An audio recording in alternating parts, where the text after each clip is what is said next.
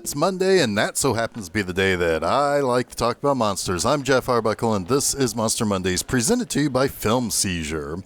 This week, I'm going to be talking about the 1971 Hammer film Lust for a Vampire, and this is directed by Jimmy Sangster. Now, Sangster was a writer of many of Hammer's big horror films. He was a writer on Horror of Dracula. He was the writer on their Mummy movies, a couple of their Frankenstein movies.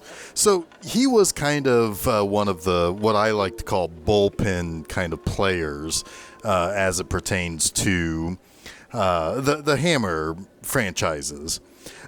This is the second part of what I'm going to call a spiritual trilogy. I had previously covered The Vampire Lovers, which was released just like 3 months before this movie came out. And then in the same year as this movie, the third movie was Twins of Evil. So this is kind of the middle chapter of what they call the Karnstein trilogy. Now, all three of those movies bases itself loosely on the novella Carmilla. And I talked a little bit about that way back in that episode that I did for The Vampire Lovers. But Carmilla was a novella that was very influential in a lot of ways when it comes to the sexuality of female vampires. In particular, how they tend to kind of portray a lot of lesbian sensuality. And certainly this movie, the previous movie, Vampire Lovers, really kind of pushed that a little bit, where you have an infatuation between the female vampire and a girl in that movie. Well, this movie takes that and cranks it up to about 12, and it's not even close to dialing any of that back. As far as some of the people who are in this movie, we have Barbara Jefford, who she plays the Countess, it's listed as aunt of the primary vampire, that is Carmilla in disguise, basically. But this aunt is, I think, actually the mother. She's actually the Countess Karnstein, whatever. But what's interesting about Barbara Jefford is that she did a lot of overdubs for the early Bond girls in the 60s. She has kind of a very classy, kind of deeper voice. So when she was just asked to do some of the voices for some of the European actresses that were picked to be in the early Bond films. In particular, she did overdub Tatiana in From Russia with Love. She even, I think, ended up even doing overdubbing for some of the actresses as late as the late 70s in some of the Roger Moore films. But she was often kind of picked to do that because she does have a voice that matches well with the Bond girl look. So unfortunately, she did pass away just in September of last year. So but at that point in time, I mean, she was, I think, 90 at the time, and it had a really, really big time career. She had been given an award for excellence by the Queen, I believe. So, she was well accomplished, but I found it interesting that she was never in any of the Bond films, but she did the voices for the Bond girls. Also in this is Ralph Bates. He's in many Hammer movies during this era. And you also have Harvey Hall, who plays an inspector in this movie, but he is in each of the Karnstein films that came out in 70 and 71. Probably, though, the big standout is our lead actress playing a character named Mirkala, who is Ute Stinsgard. She's the lusted after vampire. It's kind of questioned whether or not that all of these women are in this trilogy are playing Carmilla, which is what the source material is, but she certainly, I think it's meant to be that she is playing the Ingrid Pitt character from the previous film, although I'm not entirely sure how any of that actually works out, because there's age differences, like I say, it's a spiritual trilogy. There is no distinct, like, timeline in which these follow. Supposedly it's every few decades the Karnsteins come up in this town. I don't know how you connect it. It's strenuous at best, but they are all based on the same novella. So the movie begins with this very comely lass who is kind of flirtatious with one of the local boys. She's off to do some sort of something in the woods or whatever, and suddenly she's being kind of stalked by this, what seemingly is a woman in a cloak. Well, a horse and carriage comes up, and the woman in the cloak kind of offers the girl a ride. She screams after she sees who she's in the carriage with, and then we get our credits. Well, we find out that this is the Countess Karnstein, who is with her husband, the Count. They are trying to basically resurrect, like I said, it's either their niece or their daughter, Mirkala. And basically they're doing a satanic ritual. They're using the blood from the girl that they picked up in the carriage. And lo and behold, the ceremony works, and boy does it work, because they resurrect a total babe. Meanwhile, as the town is kind of reeling from this girl who's gone missing, we have the character of Richard Lestrange, who he's coming into town to basically get some material for these books that he likes to write about witches and the various kind of superstition type of stuff. He's basically a folklorist. This town is particularly terrified by the Karnsteins, and the castle basically sits right at the edge of town. So they're constantly in fear that, the Karnsteins will come back, and then all of a sudden a lot of people will go missing or get killed or whatever. It's a blight on the town. Now, Lestrange doesn't really believe in any of this vampire talk. He believes in the stories and the psychology that goes into these types of superstitions that come about. But he does go to the castle. He looks around. All of a sudden, he's surrounded by these girls in cloaks and wearing hoods and everything. And he starts to freak out because he's starting to buy into the story that's being told. Well, it comes to find out that these are actually girls who are touring the castle from a nearby finishing school run by a Miss Simpson, who's this kind of kindly old lady, but we later find out that she is completely, totally ill-prepared and ill-qualified to run this school, and a man by the name of Giles Barton. He comes back with Barton to the school, and I mean, it is a ridiculous school full of ridiculously pretty European girls. They're doing all this kind of what seems to be almost new age type of stuff, like yoga and all of this and that, but of course this takes place in the 19th century. Again, it's just whatever excuse it is to have these kind of these really pretty girls in very flowing and very, in some ways it would be considered revealing in the time, clothing and all of this, whatever. It doesn't matter. The point is that much like me, Richard Lestrange wants to stick around. He ends up, basically saying, well, if you need a teacher for literature, because Miss Simpson doesn't want his types of books around, he's like, I suppose I can stick around. I don't know. You can twist my arm to maybe stick around with all of these really hot, nearly of age girls. Sure, fine, whatever.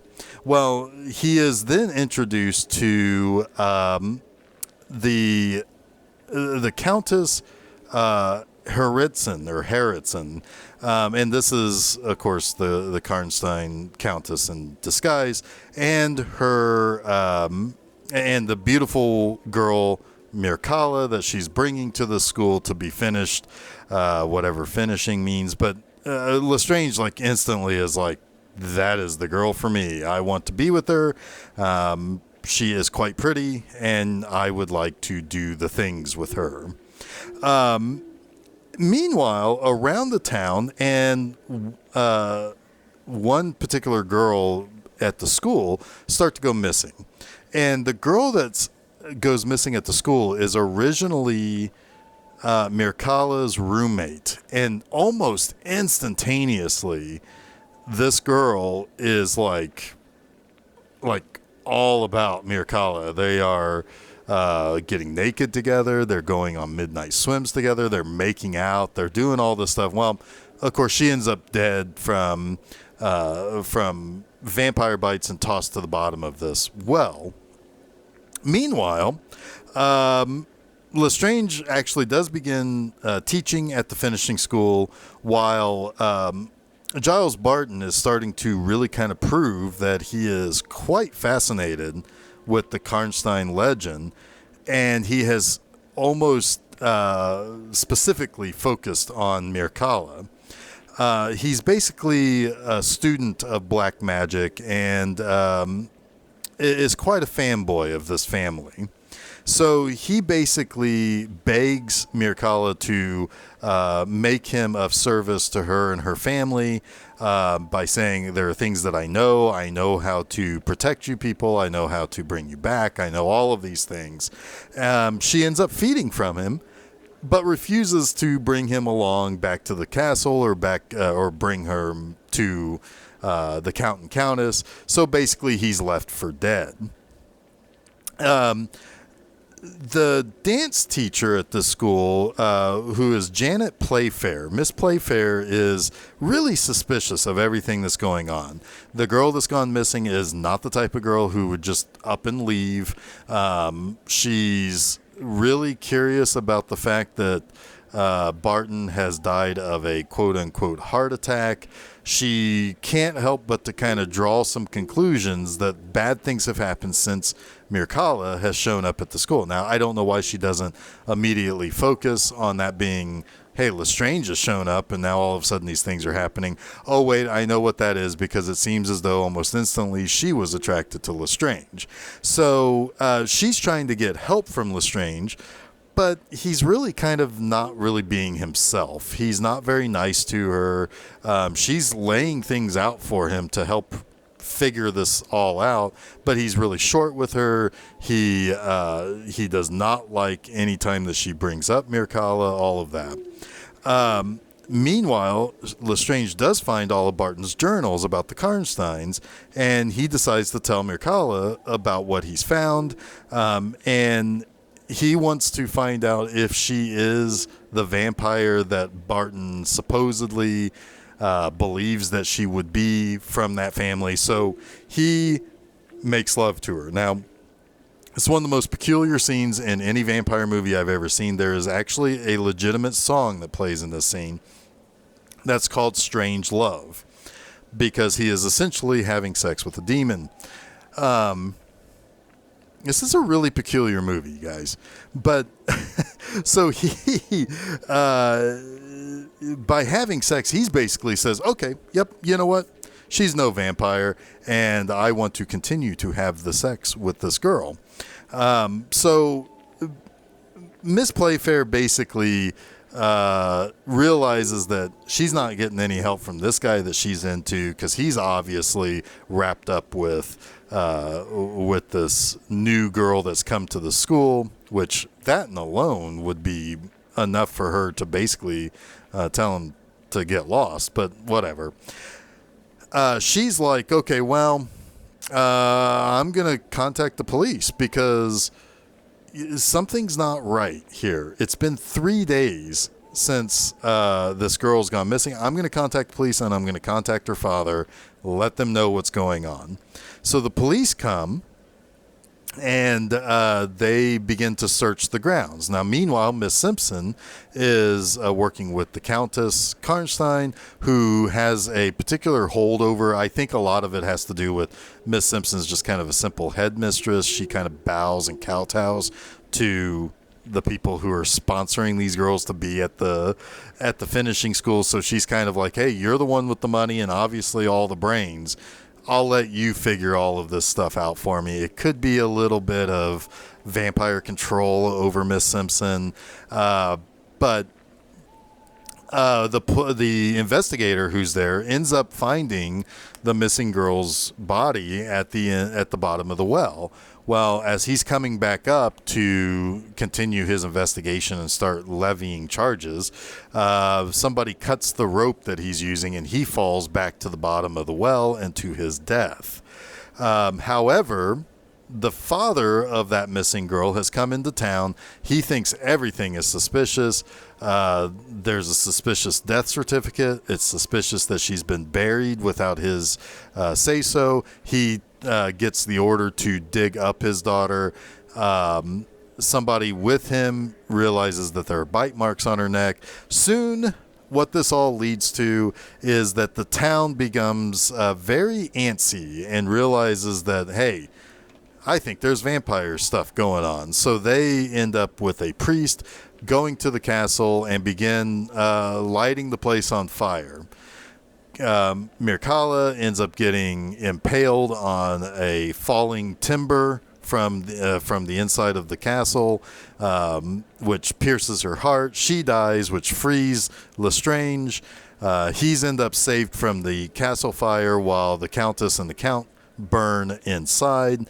And I guess he's kind of free from Mircalla's control or power over him or whatever, and he decides, hey, you know what? Miss Fairplay is kind of a pretty girl too, so I'll just see what's going on with her. This is a very bizarre movie, and I think this is the perfect place to talk about the three things that I like about this movie. Yes, it is bizarre, and that first thing that I'm going to say is the tone of this movie.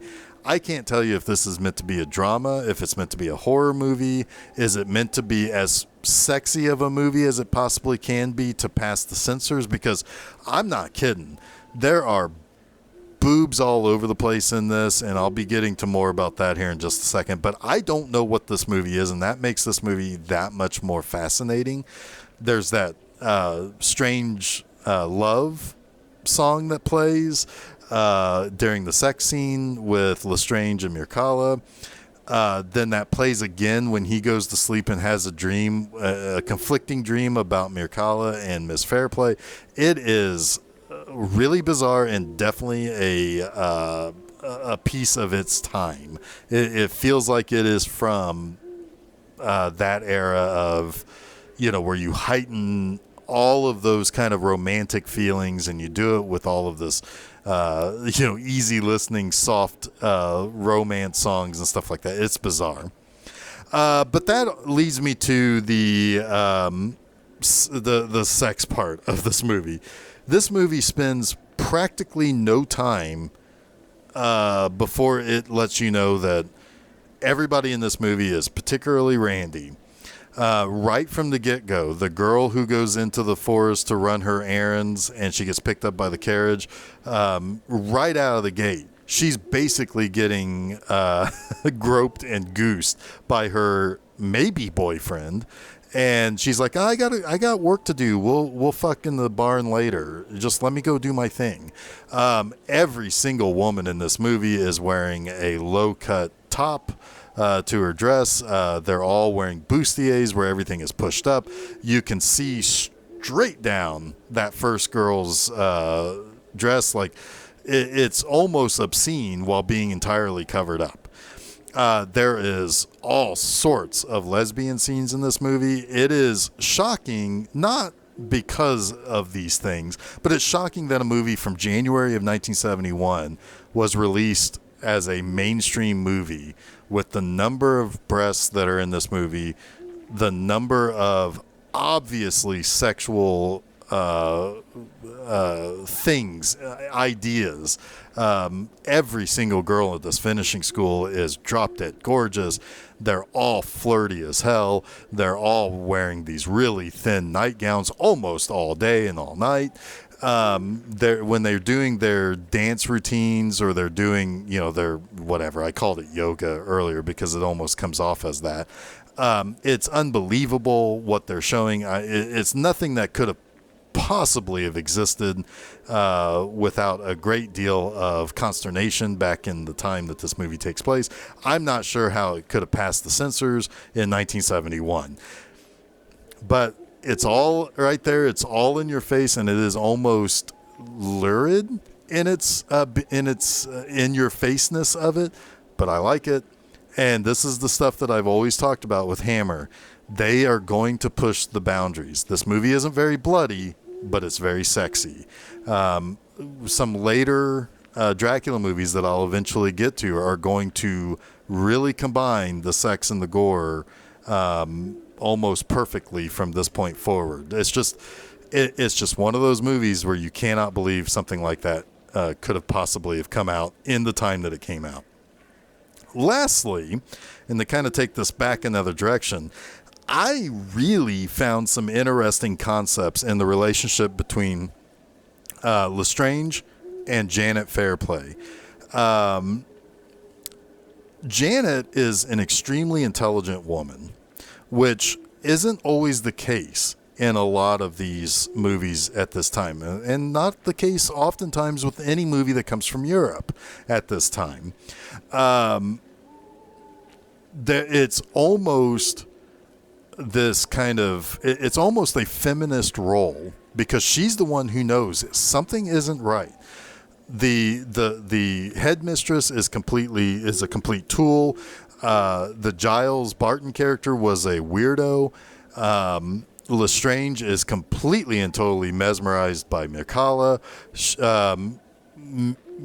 This is a woman who's figured out all of the things, but she needs help to connect everything. She's the smartest character in this movie, and all the while she's laying all of this out and saying, "Hey, Lestrange, I am worried for you because you're the next person to get tied up into this woman's world." He treats her like total trash. Almost treats her like she's a complete idiot for having these well thought out ideas. It comes off as almost as if it's trying to say something about like the relationship between the men who are always the people who would give the answers for everything, and women who were just basically there to either be silent and be pretty or be in the kitchen and making babies. It's kind of refreshing, because a lot of the Hammer movies leading up to this, these women, the leading women are more or less just damsels in distress. And while Janet does nearly get killed by Mircalla, thankfully she's wearing a cross that scares Mircalla away. She's still like the threat to the Karnsteins. She doesn't know and doesn't really, I don't think, buy into all of the supernatural stuff until it actually happens to her. But she is the main threat to this vampire family. It's not Lestrange. It's not the headmistress. It's not the inspector who comes to investigate the missing girl and the dead teacher. It's not the teacher who knows a lot about this weirdo stuff. It's none of those people. It's this dance teacher who actually ends up becoming the smartest character in the movie, and it's a little bit refreshing. It's not something that sticks around for too much longer, even though there are some contemporary Dracula movies that come out after this. But those girls are quickly shunted from being very capable characters to being damsels in distress. Janet in this movie is not a damsel in distress. The person in distress is actually Lestrange. So it's a little bit of a turn on that, and I think it kind of helps play into this, the females are the dangerous people in the family. The Countess is particularly manipulative. Mircalla is almost so attractive that you can't resist her. Then you have Janet, who's the character who knows everything, or who has the most to tell everybody. So and then you tie in all of the lesbian stuff in it, the way that the women are kind of exploring one another. It gives them something more to be than just damsels in distress. There are those in this movie, but it's not the lead characters. So it's really fascinating how that's done, and I liked it quite a bit. So that wraps up this week's Monster Mondays. Don't forget to check out new episodes of Film Seizure on Wednesdays. That's the regular podcast that happens on filmseizure.com. But also on filmseizure.com every Monday, you get one of these episodes, Monster Mondays.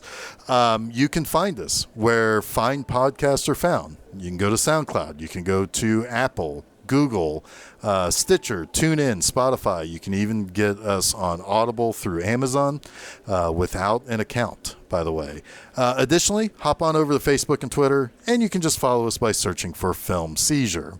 And while you're at it, head on over to www.bmovieanima.com. That's my website. You can read a new article each and every Friday where I review a B movie. And if you want to watch a movie with me, there's now an episodic B-Movie Enema series that you can watch on YouTube. New episodes, which feature full movies, will be coming out every Saturday evening from January 2nd to March 27th, 2021. So come watch a full movie with me on YouTube. Just search for B-Movie Enema and subscribe to the YouTube channel there. Or you can go to bmovieenema.com and watch it there. We're getting pretty close to the end of season number 1, but season number 2 will begin later this year as well. But until next week, everybody, stay spooky.